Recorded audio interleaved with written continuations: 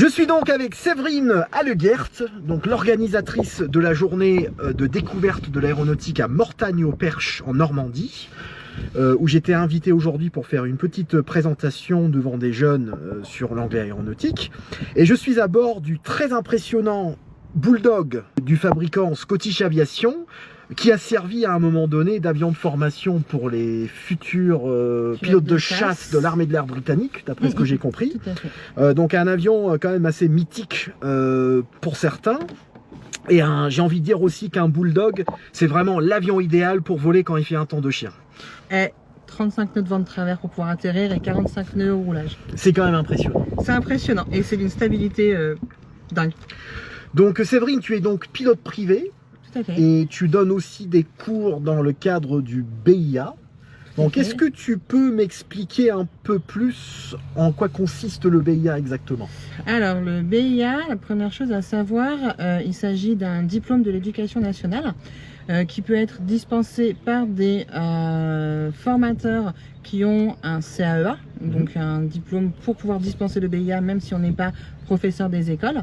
On peut le faire au sein d'un établissement scolaire qui le propose, mais on peut aussi le faire au sein d'un aéroclub, et ce qui est aussi le cas de l'aéroclub de Mortagne-au-Perche et aussi de beaucoup d'aéroclubs en France. Ok. Donc la question qu'on pose le plus souvent à propos du BIA, c'est que est-ce que si on s'inscrit au BIA, on a la possibilité de piloter un vrai avion? Est-ce que ça arrive systématiquement? Alors, cela dépend de comment est mis en place le BIA dans l'établissement qui le met en place, que ce soit l'aéroclub ou l'établissement scolaire qui peut avoir une convention avec un aéroclub.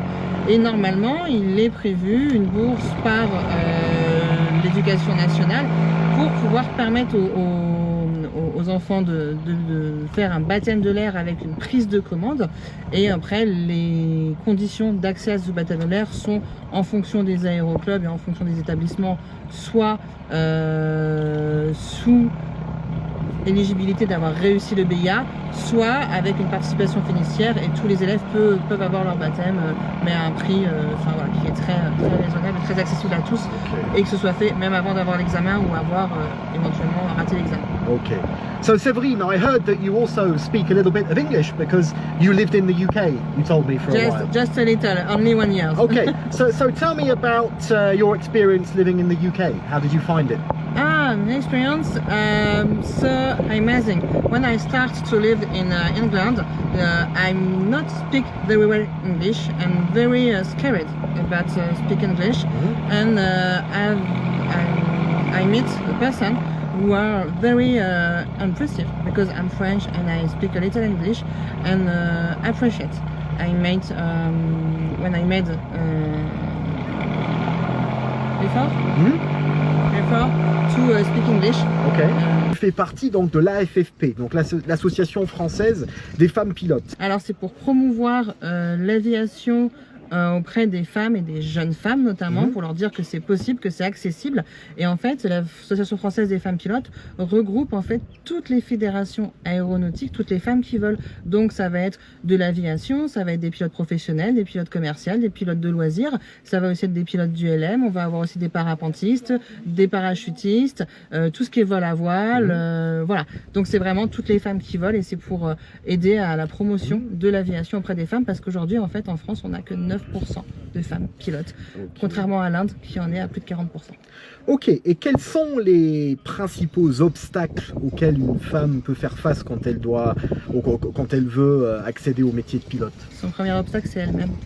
D'accord. Parce que les femmes en fait ont tendance à se dire que c'est peut-être trop compliqué pour elles ou qu'elles n'y arriveront pas. On a une minutie et on a aussi une exigence avec nous-mêmes quand on est une femme, où les hommes eux sont un peu plus fonceurs, ils disent bon allez on y va et puis on verra si on y arrive, et puis si on n'y arrive pas, tant pis on aura essayé.